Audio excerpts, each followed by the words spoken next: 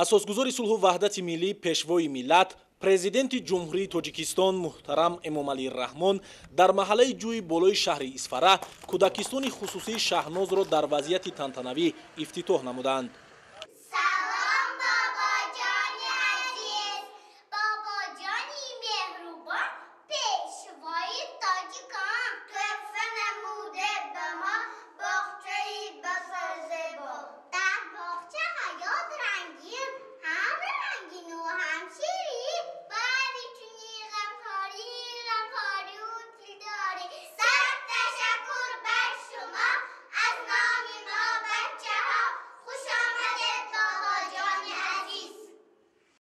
масоҳати умумии иншоот 0,115 гектар заминро ташкил намуда аз ҷониби сокини маҳаллӣ, омӯзгор, яҳьёева рисолат сохта шудааст. кӯдакистони хусусии Шаҳноз дорои таххона ва 3 ошхона буда имкон фароҳам оварда шудааст, то 120 нафар кӯдак ба таълиму тарбия фаро гирифта шаванд.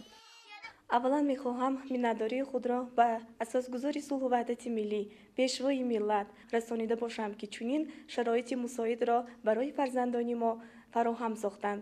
мо мураббиён кӯдаконро дар рӯҳияи хештаншиносӣ тарбият менамоем.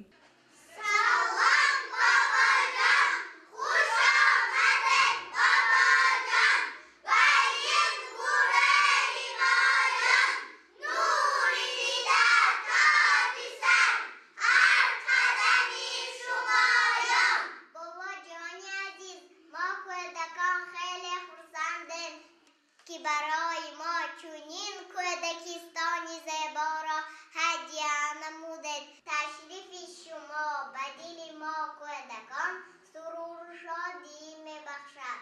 با اقدام شما بابا جان سالهای 2022 2026 سعی و رشد و صناعت اعلام گردیده است. ما نیز در مشغولیت های شناسایی با محیط با ثروت‌های طبیعی شناس می‌گردیم. تاجیکستان عزیزی ما از ثروت‌های طبیعی با میباشد که امروز ما در نزد شما عاید نفت، انگیش، سمنت، سنگ، آهن، مال و مال می‌دهیم. ندانید بابا جان در اسفره خوشمنظره ما شهرکی هستی آن نفتابان مینامد و در اینجا کار کردن موجود است. در اسفره بابا جان نفت و گاز است فراوان به جای هضومیت نفت و گاز راحتی جان. بابا جان نفت یک مایعی روانمند سوزنده است که بوی مخصوص دارد و در قبض ترشح زمین پنهان شده است. بابا جان انا این مناره فرمونی چه میباشد؟ انا این است باشد هوا که از برای کشیده گرفتن نفت از زیر زمین انا در اینجا باشد. بابا جان نفت کار کرده میشود. در اسفری ما با شهرکی است که آدرس و را مینامد. در اینجا باشد از زیر زمین انگیش میبرارد. این شهری ما بابا جان کارخانه گاز دارد. سمنت و آهک و گاز به تنفس برآمد. در اسفره بابا جان داریم کارخانه ریش اگر زمین شهر باشد فراوان انگیشت. با عالمی کودکان خوش آمدید بابا جان. یک باری دیگر حال شما را هستیم از ما. ба пешвои миллат муҳтарам Эмомалӣ Раҳмон иттилоъ дода шуд ки айни замон дар муассисаи томактабӣ омӯзиш ба забони тоҷикӣ ва русӣ бароҳ монда шуда оянда баҳри омӯзиши дигар забонҳо низ тадбирҳои мушаххас амалӣ карда мешавад.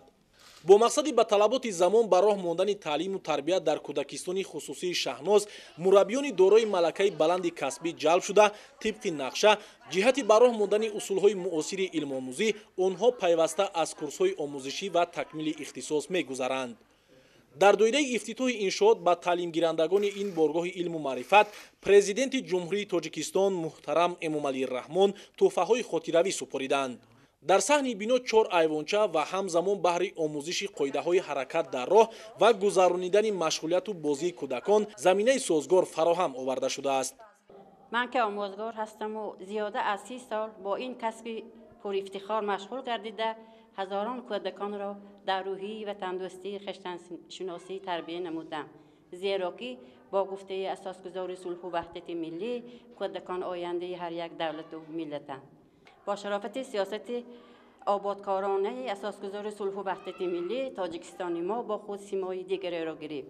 این سیاست آبادکارانه سروری دولتمان را تمام پیرو برنای کشور عزیزمان دستگیری میکنند و من نیز یک شهروند تاجیکستان شکر دولت آزاد، شکر صلح و امانی، شکر سرور خیرتمند نموده کمی باشد دم در آبادانی کشور خود سهم گذاشته در محله نوبنیاد جای بالای شهر اسفره کودکستان خود را آماده نمودند. در دایره تطبیق برنامه و استراتژی‌ها جهت هرچی بیشتر با تعلیم و تربیت فرا گرفتن کودکان در شهر اسفره در دوام سالهای صاحب استقلالی 32 مؤسسه تا مکتبی بنیاد کرده شده است که در آنها 3077 نفر کودک به آموزش مشغولند. با افتتاح کودکستان خصوصی شهناز 15 نفر با جای کار دائمی تامین گشتند. خیلی که اساسگذار صلح و وحدت ملی پیشوای ملت پرزیدنت جمهوری تاجیکستان محترم امامعلی رحمان چندها بار تاکید میکنند در برآمدهای خود که امروزها وقتی آن رسیده است که به زینه اول نظام معارف یعنی تربیت تا مکتبی توجه مخصوص ظاهر کرده شد، زیرا در مؤسسه های تا مکتبی خشت‌های نخستین بینای شخصیت و جهانبینی انسان گذاشته می شود. طبق معلومات های آماری 283 عدد مؤسسه های تا مکتبی کار و فعالیت میبرند که در آنجا 42283 نفر کودکان به تعلیم و تربیت فرا گرفته شدند. نسبت به سال گذشته مؤسسه های تا مکتبی 5 عدد زیاد گردیده است. پیشوای ملت محترم امامعلی رحمان اثنای افتتاح و شناسایی با امکانیت‌های کودکستان نوبنیاد از توجه و غمخوری‌های همیشگی حکومت جمهوری تاجیکستان نسبت به رشد ساحه معارف، زینه به زینه بهتر نمودن انفراستراکچور ساحه، در روحیه خودشناسی و خودآگاهی تربیت نمودن نسل آینده‌ساز وطن و آموزش علم‌های معاصر یادرس شده، در زمان جهانی‌شوی و برخورد تمدن‌ها با کارمندان ساحه معارف جهت حفظ ارزش‌های ملی، استقلال و وحدت ملی و تلاش‌ها به خاطر رشد تاجیکستان صاحب استقلال دستور و هدایت‌های مفید دادند.